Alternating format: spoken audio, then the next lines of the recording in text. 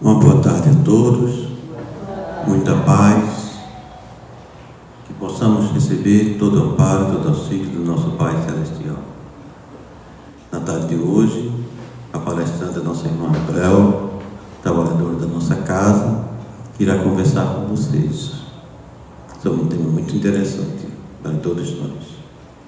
Então vamos elevar os nossos pensamentos, nosso Pai Celestial, rogar todo auxílio, todo amparo para os trabalhos dessa tarde. Pai de infinita bondade, amado Mestre Jesus, amigos da espiritualidade, nesse instante, Pai amado, rogamos a Tua luz, o Teu amor e o Teu amparo. Fortalece-nos no bem e nos ilumina, para que nós tenhamos a compreensão dos ensinamentos dessa tarde, e que a nossa irmã seja iluminada e tenha palavras simples, esclarecedoras, que nos ajudem a melhor compreender todos os ensinamentos dessa tarde. Que a Tua paz, que o Teu amor permaneça com todos nós, hoje e sempre. Que assim seja.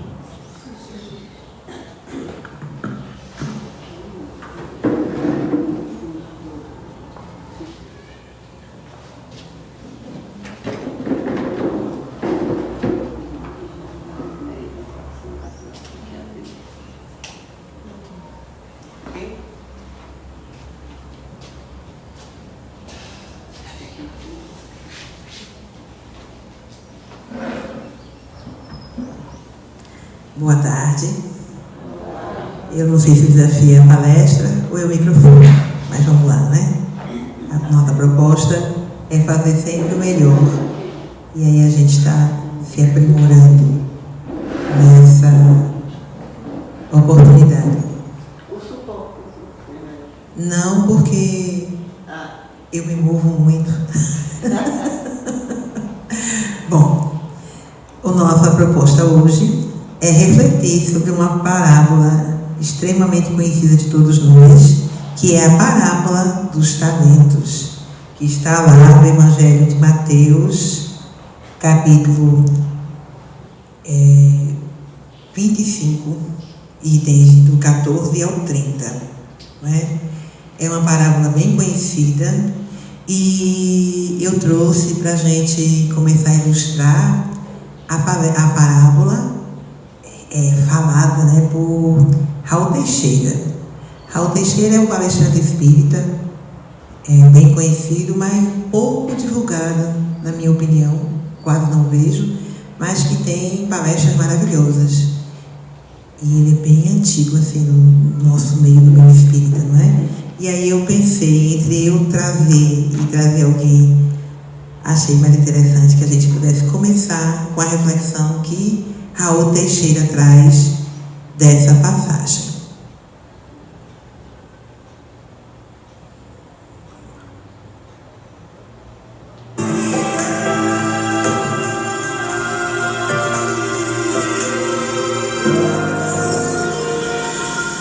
Impressionante é a quantidade de bênçãos de que somos dotados. O Criador não mediu esforços para nos dotar de elementos maravilhosos em prol de nossa própria evolução. Nós poderíamos chamar tudo isso de talentos. Sim, poderíamos chamar tudo isso de talentos. Jesus Cristo nos trouxe uma parábola que ficou conhecida como a parábola dos talentos.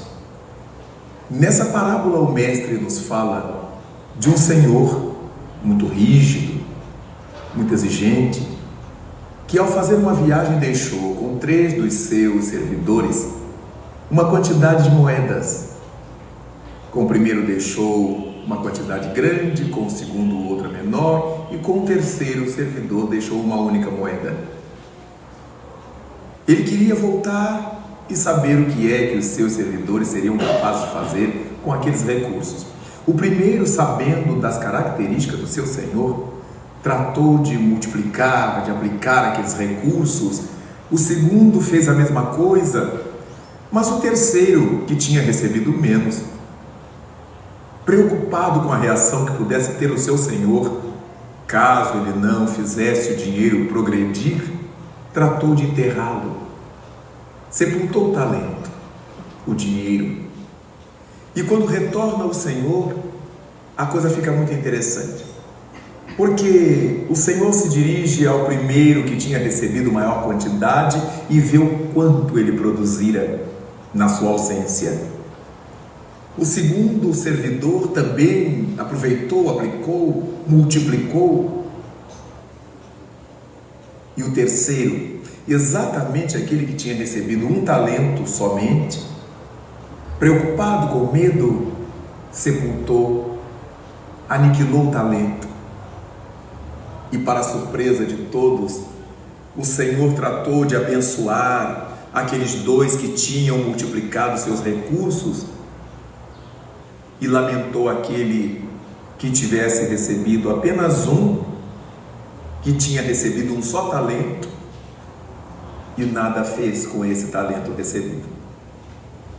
E a curiosa fala de Jesus Cristo, pondo na voz do Senhor as suas advertências. Aquele que mais tem, mais se lhe dará. Aquele que nada tem, até o que pensa ter lhe será tirado. A princípio parece uma medida injusta. Como é que se vai dar mais a quem já tem? Mas a questão é lógica, porque aquele que mais tem foi o que mais produziu, o que mais e melhor aplicou, o que fez render os recursos do Senhor. E aquele que enterrou a moeda, até a moeda que ele julgava ter não era dele, era um empréstimo do Senhor. Até o que ele pensava ter lhe seria retirado.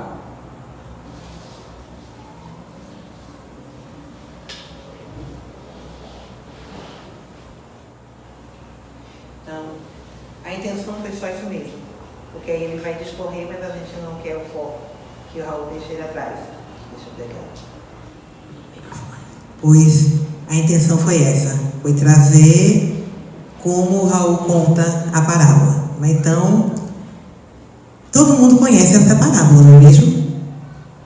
Todo mundo já ouviu falar. E a gente, antes de conhecer a doutrina espírita, nós tínhamos uma percepção dessa parábola. Depois que o Espiritismo nos apresentou a reencarnação, nós começamos a ter uma interpretação diferenciada em relação ao que conhecíamos antes. E é essa a proposta hoje. Então, nós temos um Senhor que vai viajar para muito longe e não sabe quando é que volta. Ou sabe, mas não avisa aos seus servos. E determina a esses servos que apliquem, que façam alguma coisa, só que ele não diz. Em momento nenhum na parábola houve que o Senhor vai viajar e dá aos seus servos 1,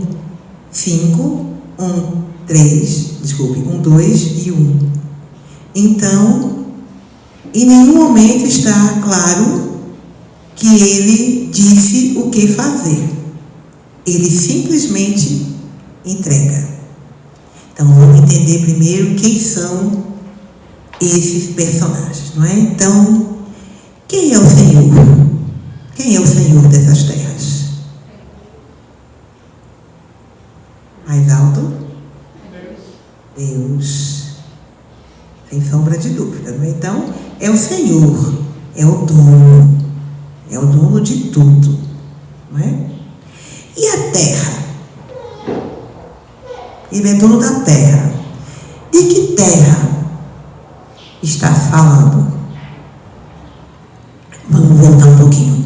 A gente vê muito nas parábolas Jesus usar expressões para que aquele povo que ele esteja falando possa compreender.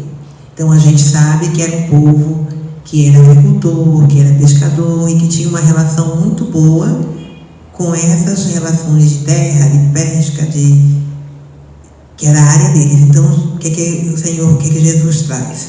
Um senhor de terra que tem seus servos, trabalhadores da terra. Se a gente está dizendo que o Senhor é Deus, a terra, o que será essa terra que deve ser trabalhada?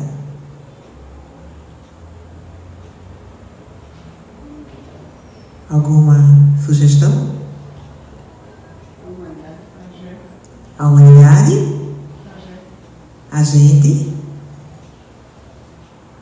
Será? Às vezes a gente ouve uma afirmativa assim: Deus conhece tudo, Deus sabe de tudo. Então, se Deus sabe tudo, como é que Ele colocou a gente tão imperfeito, se Ele sabia que a gente ia errar, que a gente ia sofrer e tantas outras coisas? Por que Deus fez isso com a gente? Normalmente a gente ouvia muito quando a gente acreditava numa única existência, que a gente ia passando pelas dificuldades e à medida que o tempo ia passando, a gente ia vendo que não ia dar conta. E já ia dar aquele sentimento: não vou dar conta, não vou alcançar, e agora? Então, a Terra não é a humanidade. Não é isso que deve ser trabalhado. O que é que deve ser trabalhado na humanidade? Por que nós estamos aqui? O que é que nós viemos fazer? Para evoluir. Olha, minha querida Jennifer, seja bem-vinda. Para evoluir. E para evoluir, o que a gente tem que fazer? Reforma íntima. Que é o quê? Trabalhar o quê? O que a reforma íntima trabalha? Nossos valores. Os nossos valores. Os nossos valores. O que é colocado em xeque diante do Evangelho? Quando nós lemos qualquer passagem, aquela que a gente está sempre trazendo, a gente falou nela no mês de fevereiro todinho, e vamos falar de novo março, abril, e vamos falar enquanto a gente não tiver interiorizado e praticando. Amai a Deus, amai ao próximo. Toda palestra, de alguma forma, é tocada nesse assunto, não é? Semana passada, Romão deu show, né? Quem teve a oportunidade de assistir a palestra, eu assisti em casa. Nossa, no metade já me deu vontade de desligar. Eu disse: não, tá bom, já falou demais. Já mexeu com muita coisa aqui, deixa pra lá, mas é isso, não é? Então, o tema era o que? Aprendendo a amar. Então, o que é que nos impede de fazer aquilo que nós precisamos fazer? As nossas crenças, os nossos valores, que são baseados em quê? Nos nossos sentimentos. A terra que nós precisamos arar, o convite para trabalhar essa terra, é a terra dos nossos sentimentos. Se a gente não repassar a nossa forma de sentir, a nossa vida, a forma como nós interagimos conosco e com o outro, nós não vamos conseguir colocar em xeque os nossos valores e as nossas crenças. E, consequentemente, vai ficando complicado fazer aquilo que a gente veio fazer, que é a nossa reforma íntima, tá? Então, a terra, essa terra que é para ser trabalhada, essa terra que foi dada para ser trabalhada. Então, Deus está dando aos servos uma terra, ou um dinheiro, ou alguma coisa, uma relação no campo material para que seja compreendida, mas nós já compreendemos que nada disso se refere ao campo material. Talento. O que vem a ser um talento? Alguém pode me dizer?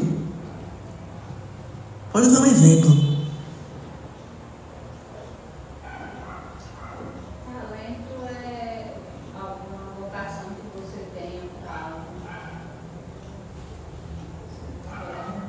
aptidão, né?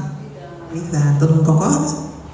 Pronto. Então, talento é uma aptidão, é algo que eu já tenho, ou se eu não tenho, eu posso querer adquirir.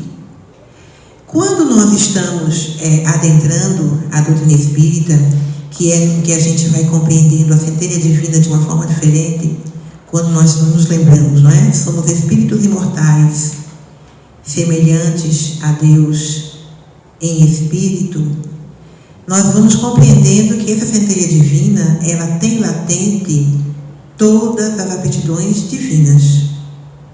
Por isso é que nós somos filhos espirituais de Deus, porque nós temos, todos nós, seres humanos, toda a humanidade, encarnada ou desencarnada, tem dentro de si, ou seja, em espírito, latente, todos os atributos necessários para que a reforma íntima aconteça. Então, em tese, todos nós temos os talentos necessários para que a gente cresça, para que a gente desenvolva essa terra, para que essa terra frutifique, não é isso? E os servos? Isso é simples, né? Quem são os servos? Aí sim, né? Então, os servos são a humanidade. Então, a primeira coisa que a gente vai compreender a partir disso é a distribuição dos talentos. O que a gente percebe? Que eles não foram distribuídos de forma igualitária. Tem uma pergunta no Livro dos Espíritos, que Kardec pergunta se, nesse momento que nós estamos, é possível a igualdade. Porque tem as leis, né? Somos todos iguais, então. E aí os Espíritos respondem que nesse momento, prova e expiação, nesse momento de perfeição, ainda não. Porque nós estamos na caminhada. E a cada um, segundo suas obras. Então, alguns de nós já está bem avançado nessa caminhada. Outros estão ainda no estágio intermediário. E alguns estão começando a sua caminhada nesse plano de prova e expiação. Então, a divisão das moedas ou das terras ou de qualquer referência de forma desigual faz referência a essa condição espiritual em que a humanidade se encontra. Então, aqueles irmãos que já estão numa condição espiritual bem avançada, então a eles é delegado tarefas que eles poderão executar de maneira nobre. Tarefas essas que, se forem dadas àqueles irmãos nas suas primeiras encarnações, eles não conseguiriam, porque ainda não estão preparados. Novamente, a cada um segundo as suas obras. Então, o que é que a gente vê? Que a distribuição dos talentos, ela é proporcional à condição do espírito. E como é que nós nos habilitamos? Ou como é que nós explicamos essa proporcionalidade? Através da reencarnação. A cada reencarnação, nós nos aprimoramos. Mesmo que pareça imperceptível aos nossos olhos, aos olhos do ambiente onde nós convivemos, o espírito não retroage. Nem que seja de uma forma mínima, a cada reencarnação, esse espírito progride. Alguns progredem numa velocidade maior, outros numa velocidade intermediária e outros de uma forma tão lenta que, para nós que temos esse hábito de julgar e condenar, nos parece que não houve nenhum tipo de aperfeiçoamento. Entretanto, não nos cabe esse tipo de orientação, porque nós não temos acesso às encarnações anteriores. Então não sabemos nem quem nós éramos em outras existências, imagine o outro. Então não é a nós que cabe dizer cada um onde está nessa caminhada. Mas essa divisão é feita na parábola, é feita na nossa existência, diante da nossa competência em desenvolver aquilo que nós nos comprometemos no nosso planejamento reencarnatório. Então, quanto mais, eu lembro quando Jânio falou do espírito, como foi? Completude? Quem lembra? Aquele espírito que conseguiu... Não, ele falou durante a palestra que existe aqueles espíritos que conseguem completar todas as... Completista. Nunca tinha ouvido falar sobre isso e fiquei assim, encantada. Será que dá tempo ainda de ser completista? Uau, não sei. Mas enfim. Então, tem espíritos que conseguem seguir e completar aquilo que se comprometeram. E tem alguns que não conseguem. Os que conseguem, progredem. Os que não conseguem, repetem. Mas a caminhada não para, a caminhada continua. Tá certo? Então, a utilização dos talentos pelos servidores. Então, a gente vê o quê? Que um produziu, recebeu 5, devolveu 10, todo, né, 2 devolveram mais do que receberam, mais um não conseguiu, não devolveu. Né? A gente vai indo. Né? E no final, tem o aferimento do resultado. Todo ensinamento, para algumas de nós que somos professoras, a gente sabe que tem que avaliar, não é? É preciso fazer uma avaliação para que aquele aluno corresponda à expectativa. Então, quando você apresenta um projeto, um estudantil, um programa, você traça metas. O aluno, no final dessa unidade, ou no final desse capítulo, no final, tem que corresponder ou preencher alguns requisitos. Então, há um aferimento para ver se aquilo que foi proposto foi alcançado. Então, Jesus, Deus, não vamos confundir, Deus distribui as tarefas de acordo com a competência de cada um. Cada um desenvolve da forma como consegue desenvolver. E no final, presta contas de como isso foi desenvolvido. Então, isso aqui eu já falei, né? Deixa eu... Deus não dá qualidades, mas oferece os meios para o seu desenvolvimento. Eu achei muito interessante essa reflexão. Por quê? Porque se Deus nos desse de presente as qualidades, de alguma forma Ele faria escolhas. Daria uma qualidade a um, daria a outro outra qualidade. E como nós temos o hábito de reclamar, nós diríamos, por que Deus deu a essa pessoa essa qualidade e a mim não deu essa? E me deu uma que eu não consigo desenvolver. Então não é isso que Deus faz. Ele dá os meios. Só que a gente sabe que Deus não é uma pessoa. Deus não é um ser humano. Então, os meios dados por Deus não podem ser meios nessa compreensão da materialidade. Então, quais são os meios? As leis. O universo é regido por leis. E essas leis são os meios dados por Deus para que nós possamos desenvolver os nossos talentos ou as nossas aptidões.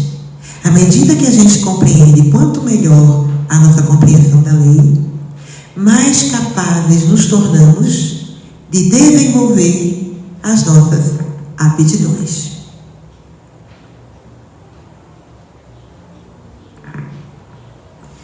Se te afeiçoas assim aos ideais de aprimoramento e progresso, não te afastes do trabalho que renova, do estudo que aperfeiçoa, do perdão que ilumina, do sacrifício que enobrece e da bondade que santifica.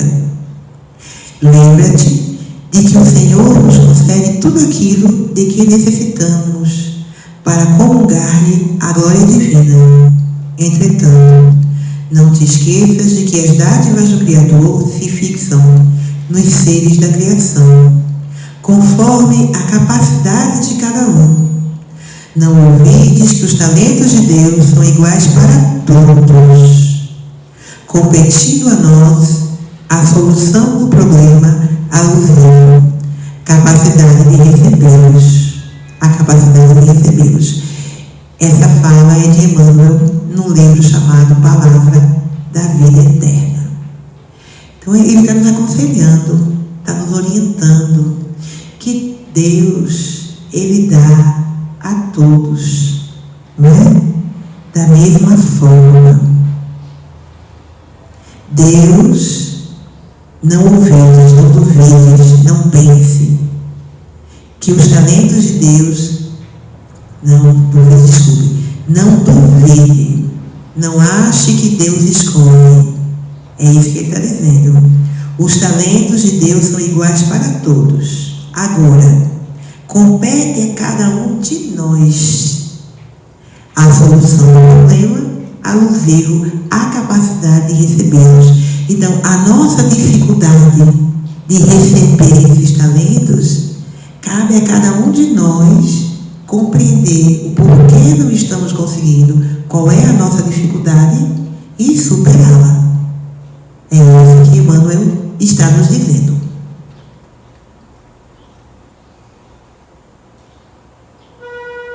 Pronto. Quanto à utilização dos talentos, não é? Então, os dois primeiros, eles demonstram responsabilidade, diligência, bom senso, trabalho e dedicação frente às dádivas recebidas.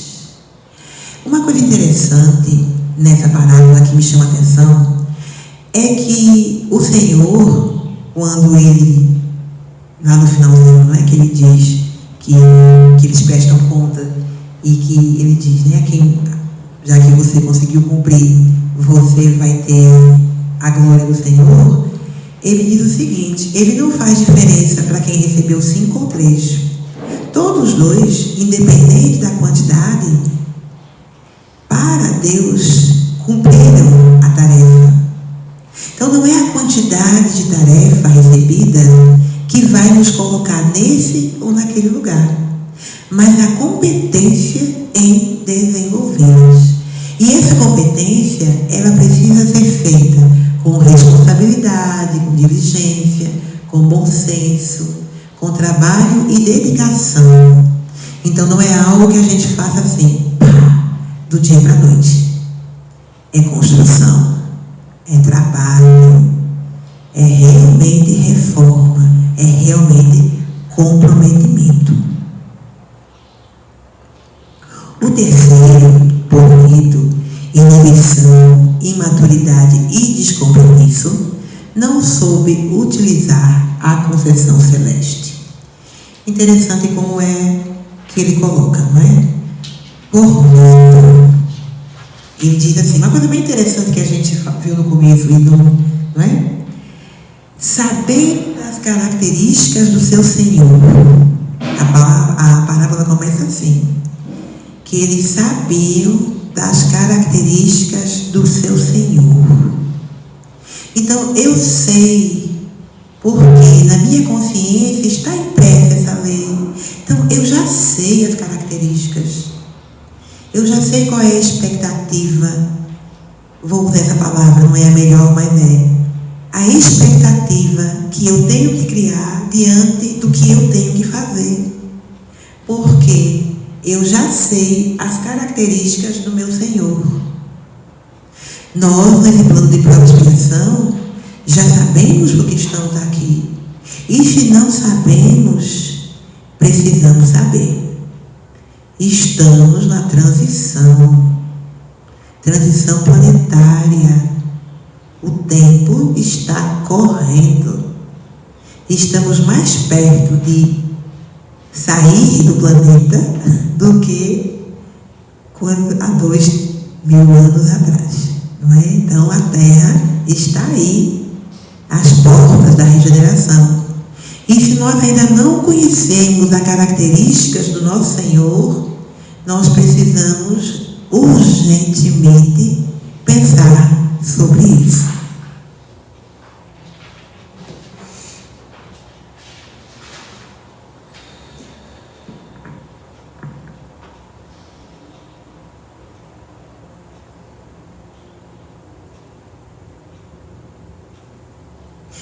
Então, aferimento do resultado. Servo bom e fiel. Os dois primeiros, não é? Eles foram chamados de servo bom e fiel. A criatura que aproveita os recursos divinos em prol do adiantamento do próximo e de si. Em prol, os talentos, eles devem ser usados para o nosso aprimoramento e, consequentemente, para o aprimoramento do ambiente onde nós estamos. Hoje a gente estava lá na UPE, na aula, e aí tinha um cartaz lá que dizia assim: a educação não muda o mundo, a educação muda as pessoas. As pessoas mudam o mundo. Eu já tinha ouvido isso várias vezes, mas agora que a gente está começando a entender isso, tem um sentido diferente.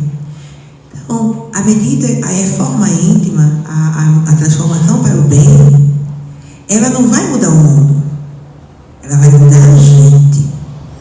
Cada um de nós vai melhorar, já está melhorando. E aí o que acontece? Quando a gente melhora? A gente melhora tudo. Quando a gente se torna uma pessoa mais paciente, aquele ambiente onde a gente está, se tem uma discussão, se tem uma discórdia, a gente já não entra naquela sintonia. A gente ouve, a gente se acalma, a gente busca a serenidade que a paciência nos traz para ver qual é a melhor forma de resolver aquele conflito. Então a gente não faz mais parte do problema, passa a fazer parte da solução. Né? Seremos proativos ou somos proativos. Essa é a proposta. Então, os servos bons e fiéis são aqueles que usam o seu talento para o seu crescimento, mas usam também para o crescimento do outro. No campo material, aquela pessoa que tem uma aptidão e que se envolve num projeto voluntário e vai ajudar pessoas a aprender algo que possa render algo financeiro, campo financeiro, ajudar pessoas a melhorar de vida. No campo dos relacionamentos, ser mais tolerante com a dificuldade do outro, ser mais paciente, ser mais amoroso, ser mais afetuoso. Não é? Amoroso está mais à frente, mas ser mais afetuoso, isso a gente já consegue, não é? No campo da espiritualidade, esforçar-se verdadeiramente em colocar em prática aquilo que a gente vai falando, não ficar só no campo do discurso, porque falar é fácil, não é? Não é difícil, a não ser com o microfone, mas enfim, a gente tenta, mas colocar em prática. E aí vai se desafiando. Não vou cumprir os 10 mandamentos de uma vez, mas eu vou me esforçar, vou escolher um. E vou me esforçar para fazer esse. E depois eu escolho outro e outro. Espíritos imortais. Nós temos muitas oportunidades para fazê-lo, mas precisamos fazê-lo.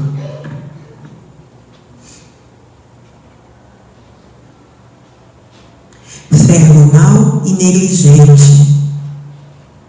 A criatura que não sabe aproveitar nem o pouco que recebe, estacionando no processo evolutivo. Aquele servo que enterrou.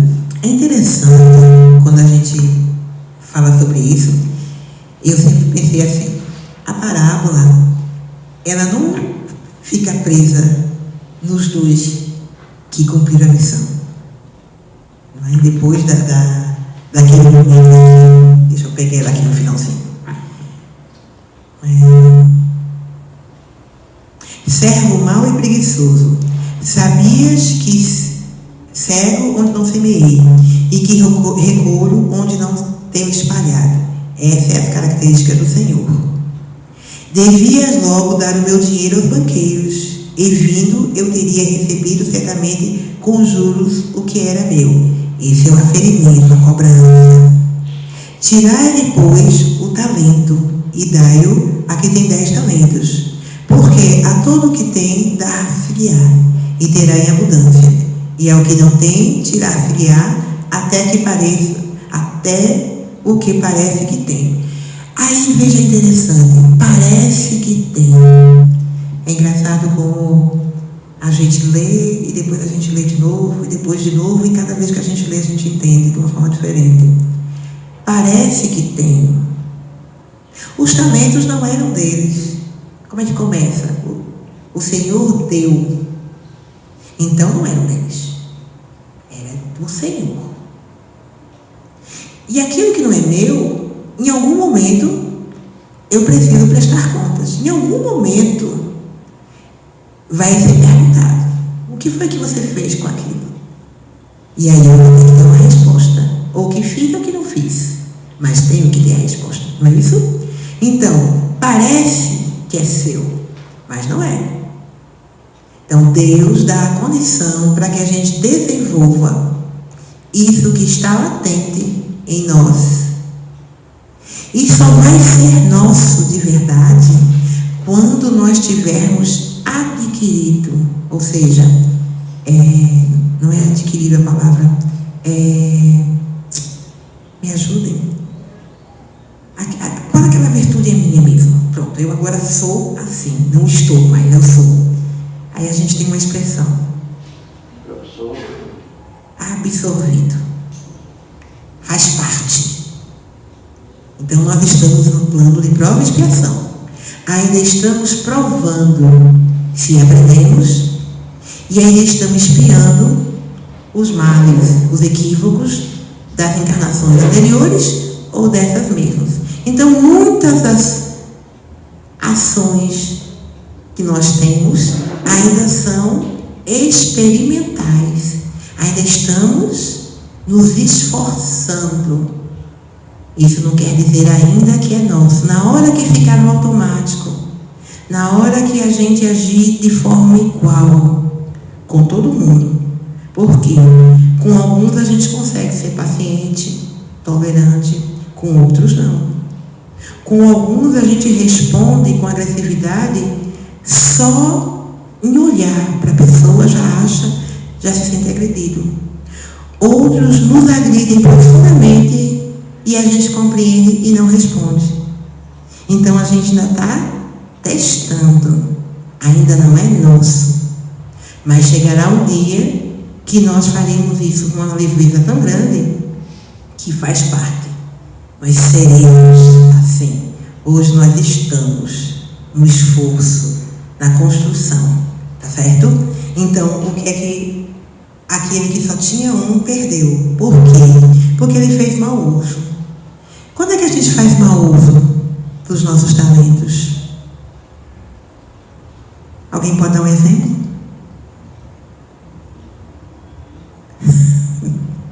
Eu saio olhando com as carinhas assim. Quando é que a gente faz mau uso do nosso talento? A gente já sabe, veja só. Nesse caso, ele já sabia. Aqui nessa parábola, não tem nenhum trabalhador, não tem nenhum servidor, não tem nenhuma pessoa que não sabia o que era para fazer. Elas sabiam o que era para fazer, mas não fizeram. Ou seja, o servo infiel, ele sabia que ele tinha que fazer, produzir, multiplicar aquilo. Porque no dia que ele fosse cobrado, e que ele não sabe qual é o dia, porque nós não sabemos quando nós sairemos desse plano para o mundo espiritual, a gente não sabe. Mas a gente sabe que vai. E quando a gente chegar lá, a gente vai prestar contas de que fizemos com a nossa encarnação. foi a nossa reencarnação? Fizemos aquilo que nos propomos? Mas nós sabemos que temos que fazer. Estamos fazendo? Essa é a pergunta da parábola. Estamos fazendo?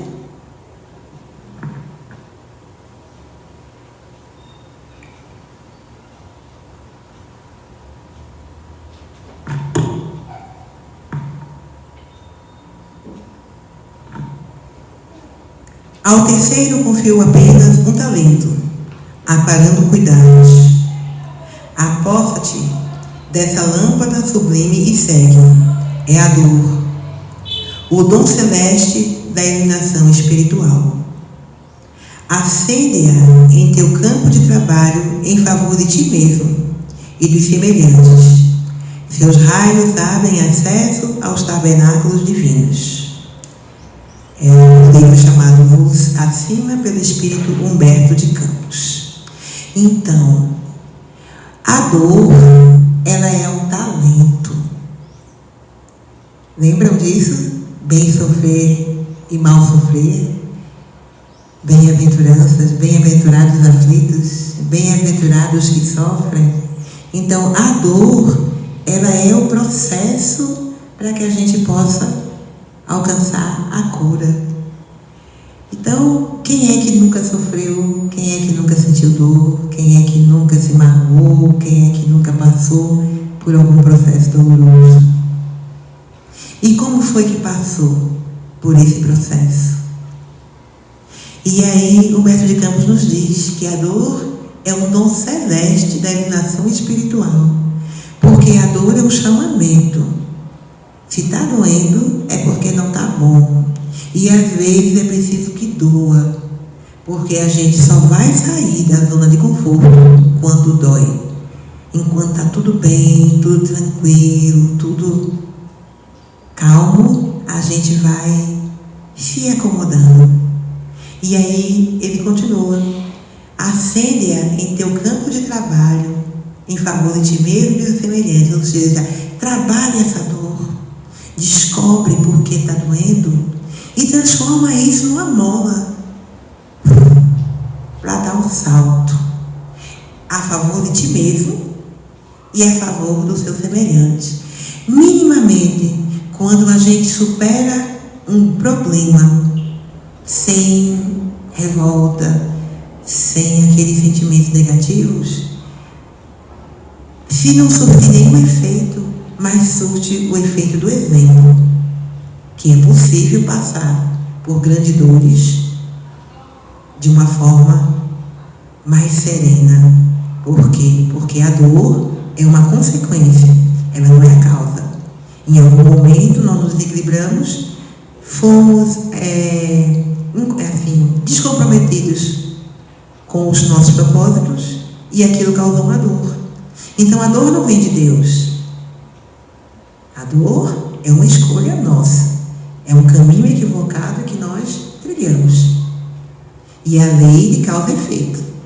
Então, a causa foi algo que fizemos que provocou a dor. Trabalhar a dor e superar é um talento. Não é para todo mundo. Tem quem consegue. E tem quem passe a reencarnação toda e não consiga. E leve para o mundo espiritual, tenha tomada de consciência e peça na próxima: vou passar de novo. E dessa vez eu vou ser comprometido, vou ser o servo bom e fiel e vou superar esta dor.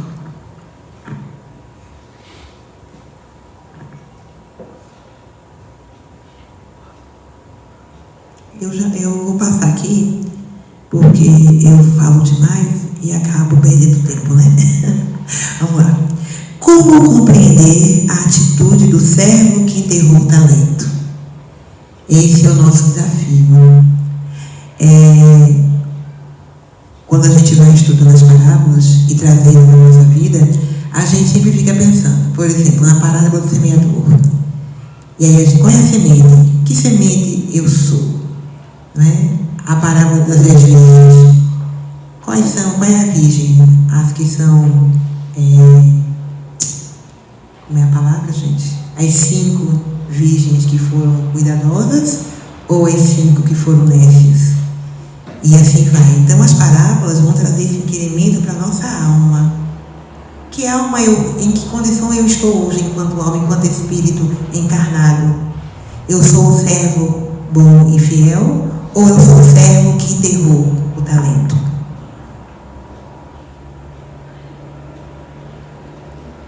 O que recebeu o talento é o que menos condição espiritual apresentava. Representa a condição do espírito ainda materializado e que não percebeu a necessidade de emplear suas possibilidades. Espírito ainda materializado. A gente fala muito sobre isso no meio espírita, não é? Nós estamos no mundo espírito, no mundo material, mas nós não podemos esquecer que somos espíritos vivendo uma experiência no campo material. Realmente. Só que nós somos imperfeitos. E às vezes nós esquecemos disso. Que nós somos espíritos imortais vivendo uma experiência na materialidade. E ficamos presos a essa materialidade. E essa materialidade, essa microfonia, e essa materialidade que nos impede de crescer. Ela nos impede de crescer por quê? Porque a gente tem medo. Medo de não ser aceito, medo de não conseguir, medo de não ser aprovado, medo de ser rejeitado, e por aí vai. E os nossos medos, eles vão nos impedindo de crescer, vão nos impedindo de seguir o caminho que nós nos propomos a seguir.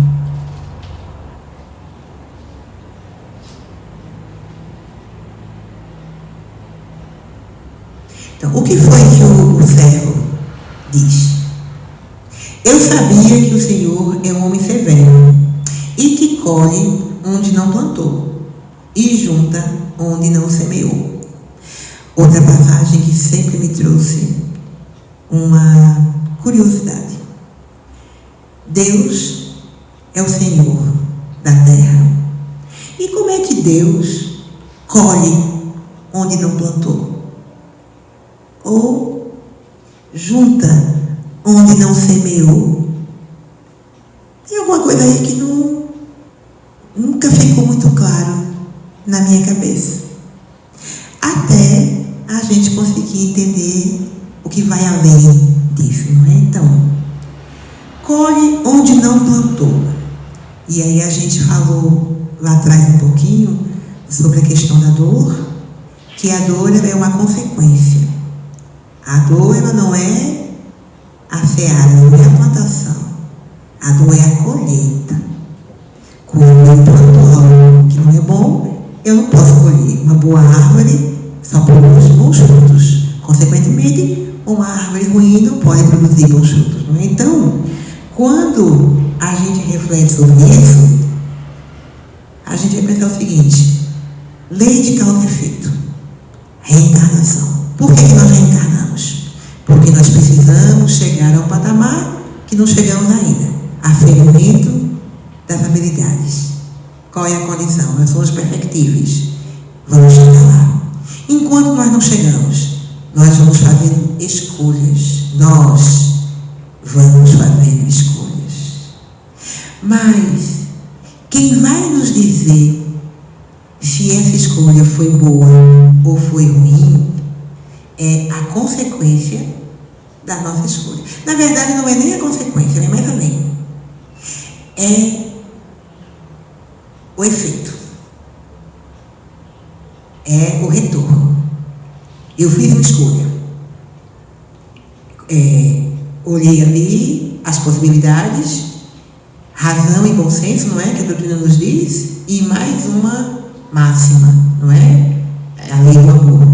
Então, a minha escolha, ela vai estar pautada em que fundamento? Quais são os fundamentos da minha escolha?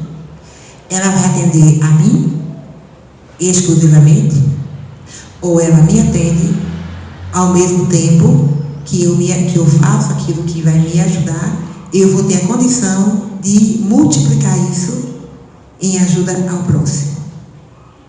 Muitas das gente faz só nos atende. Algumas das nossas escolhas ainda prejudicam o próximo. Então, essa passagem do Evangelho, o servo infiel, o servo que não alcançou, sabia que o Senhor é um homem severo. Quando a gente olha as leis, quando a gente olha a existência, à margem de uma única encarnação, a impressão que a gente tem de Deus é de severidade, até de tirania. Por quê? A gente já começou assim, né? Se Deus só deu uma encarnação a cada um de nós, e Ele já sabia que a tarefa era impossível de ser feita numa única encarnação, como é que Ele nos deu essa tarefa? É um questionamento que muitos de nós já fez, ou vai fazer, não sei. Só que nós não temos uma única existência. À luz da reencarnação, essa expressão, o Senhor é um homem severo, ela vai ser diluída numa outra percepção. As leis de Deus são imutáveis. Elas não são severas por tirania, por maldade. Elas são severas por uma questão assim, percepção humana. Quando eu olho diante das minhas provas e digo, não vou conseguir, é muito para mim, eu acho que aquilo foi severo, foi um castigo que eu nem merecia. Às vezes a gente pensa assim, né? Eu nem merecia esse castigo, me sinto castigado. Diante da reencarnação, a gente sabe que se está aqui passando por alguma coisa, é porque em algum momento fizemos algo que não foi bom. A lei lá atrás, a causa, a colheita, o efeito. Então, quando essa fala, ela se refere a isso. Que colhe onde não plantou e junto não semeou. Porque Deus não plantou o mal. A lei é necessária. Por quê? Porque todos nós, diante da lei, ficamos na condição de igualdade. Independente do degrau evolutivo que nós estejamos, estamos todos submetidos à mesma lei, que é a lei de causa e efeito. A causa, quem cria somos nós. Só que nós perdemos o domínio sobre a consequência. Porque o efeito desta causa vem do alto. Quem vai nos dizer o que nós precisamos fazer para superar aquilo que nós não fizemos com competência não é o outro. É essa lei. E aí a gente vai ter Deus, que é a lei. Então, quando o servo faz essa referência, ele quer dizer, é isso. Né? Eu não vou fazer nada. Por quê? Porque eu já sei que se eu não conseguir fazer, eu vou ter que fazer de novo. E eu vou ter que fazer de novo até o dia que eu fizer certo. Então eu prefiro não fazer. Só que não é assim que a lei funciona. Vai ter que fazer. Hoje, amanhã, na próxima encarnação. Vai ter que fazer. Então, conhecia as características do seu Senhor. Sabia que em algum momento vai ter que fazer. Mas ainda assim não fez. Então, se você não tem condições de seguir adiante daquilo dali, não vai ser proposto a você aquilo. Hoje, de novo, falando sobre a aula de manhã, aí tinha uma senhora que eu não conheço, mas sei que é bem conhecida do ambiente de vocês, que é uma professora bem antiga, não é? E aí ela dizendo que no tempo de escola, ela decorava tudo. E aí, no dia da prova, como ela decorava exatamente como era o texto, se ela esquecia uma palavra, ela deixava o espaço em branco. Se até o final da prova ela lembrasse a palavra, ela preenchia. Se ela não lembrasse, ela entregava a prova com aquele pedaço faltando, porque como era decorado, ela não sabia, ela tinha decorado. Hoje a gente não pode decorar mais. A própria forma de educação não permite mais. A gente pode ter uma prova decorada, a gente não vai conseguir fazer. Não vai. A gente vai até ser acusado de plágio, porque copiou, né? Então a gente realmente tem que interpretar. Então hoje a gente não pode mais dizer que não vai fazer porque não sabe. Eu não sei fazer. Eu não sei o que é esperado de mim.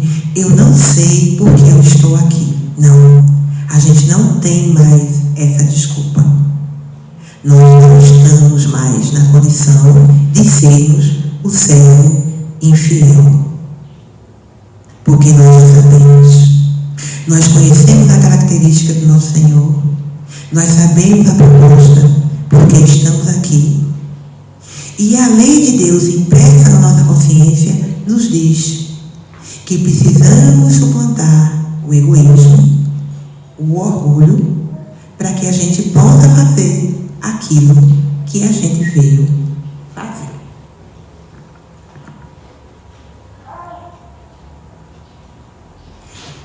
O Senhor não exige, não reclama de cada um de vós, senão o que é justo, atento às vossas capacidades e à vossa fraqueza humana. Mas quer que façais todos os esforços por progredir. Dentro de vós colocou o germe, desenvolveu. Então a parábola, ela é um convite à multiplicação. Multiplicar talentos é a finalidade evolutiva.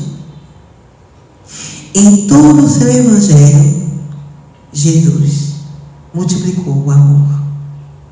Então, a reflexão que Jesus nos traz com essa parábola: multiplicadores. É isso que nós somos. Multiplicadores. O que é que nós estamos multiplicando? Essa é a grande pergunta.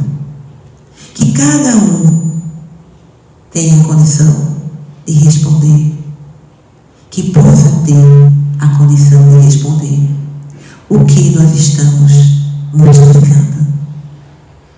E que a gente possa ser, sim, esse multiplicador da vida nova.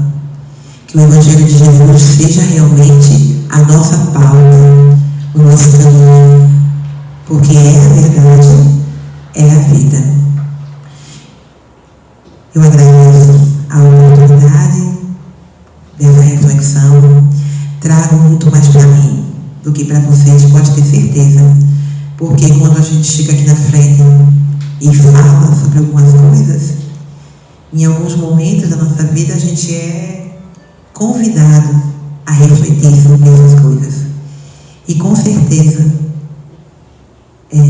a quem é muito dado, muito será cobrado. Então, quando eu me disponho a parar e refletir e resumir um pouco do que eu compreendi e trago para vocês, eu já sei de antemão o que vem por aí, que é para que eu possa colocar em prática aquilo que eu estou falando, porque a gente não pode mais ter dois discursos. A gente não pode mais falar de coisas que a gente não faz. Então, que a gente tenha esse desafio, com essa parábola e com todos os ensinamentos que o Evangelho traz. Que sejamos esses multiplicadores. Que a paz de Jesus esteja sempre conosco. Muito obrigada.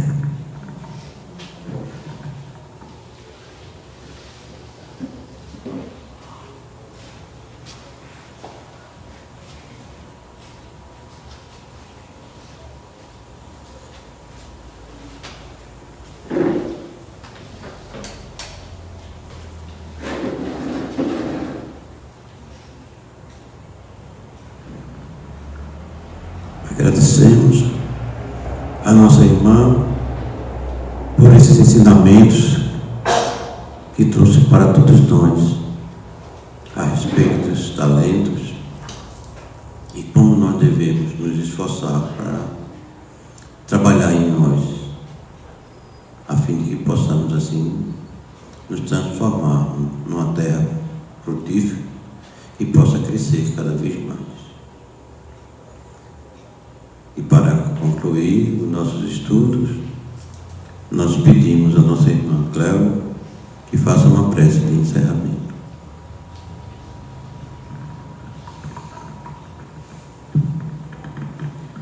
Pai amado, Mestre Jesus, amigos da espiritualidade, graças te damos nesse momento, ó Mestre, por essa oportunidade. Tanto a oportunidade de estarmos aqui essa tarde de sábado, refletindo sobre o Evangelho de Jesus, como a oportunidade da reencarnação, de estarmos aqui nesse momento em que o nosso planeta passa por a transição, que possamos, ó Mestre, refletir sobre tudo isso, que possamos trazer para as nossas vidas essas reflexões, aceitando esse chamamento, o chamamento da transformação, da reforma íntima. Que esses talentos possam ser multiplicados nos nossos corações, que os nossos sentimentos sejam fundamentados no seu amor, que essa luz que vem de Ti, ó Mestre, possa ser refletida em cada um de nós.